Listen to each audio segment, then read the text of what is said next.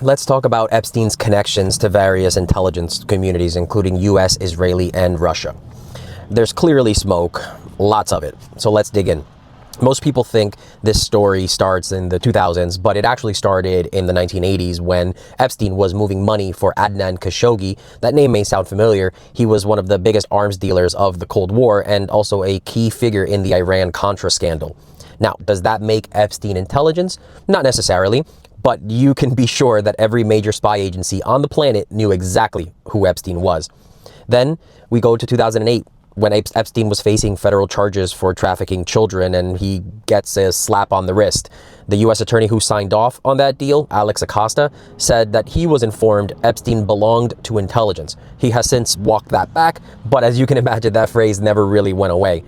At the same time, shortly after Epstein's first arrest, his own lawyers filed requests with the CIA and the NSA asking whether they were monitoring Epstein or whether Epstein had any affiliation with either agency.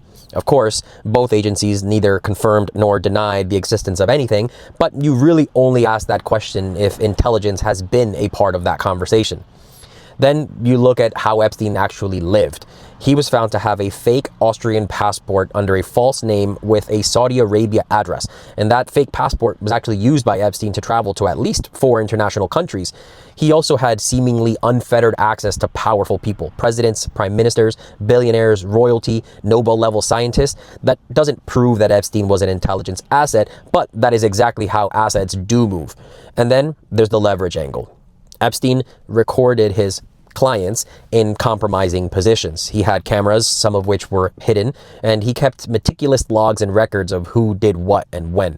That kind of information is incredibly valuable to intelligence agencies. And the questions that I keep asking myself are, why did Epstein keep detailed information, especially when it was incriminating? Was he under instruction? Was it intended to be used for leverage? Was it just simply valuable to have?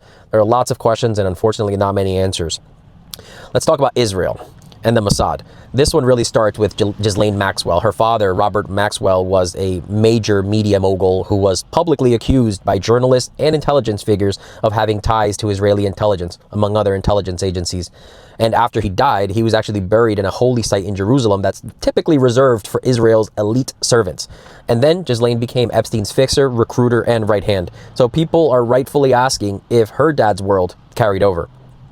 Then we have a 2020 FBI memo where a confidential human source, or a CHS, claimed that Epstein was a co-opted Mossad agent and that calls between Epstein and his lawyer, Alan Dershowitz, were being shared with Israeli intelligence.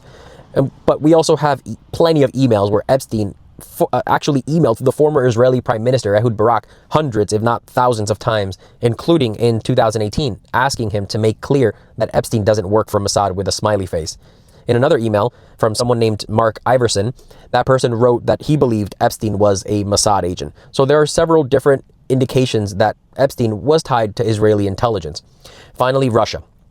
Putin's name appears in the Epstein files more than 1,000 times, and that volume alone is enough to raise some serious red flags. But Epstein also wasn't passive about Russia. He reached out to diplomats, he tried to broker meetings, he offered to help relatives of Russian officials to get jobs in Western finance, and he really tried to pitch himself as a bridge between Moscow and Western elites. But importantly, he also recruited plenty of young women from Russia and Eastern Ukraine into his sex trafficking operation, which says a lot.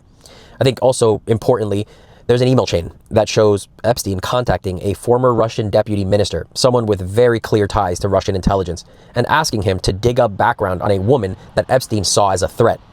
That guy did it. That's not proof Epstein was a spy, but that's cooperation. It is not nothing.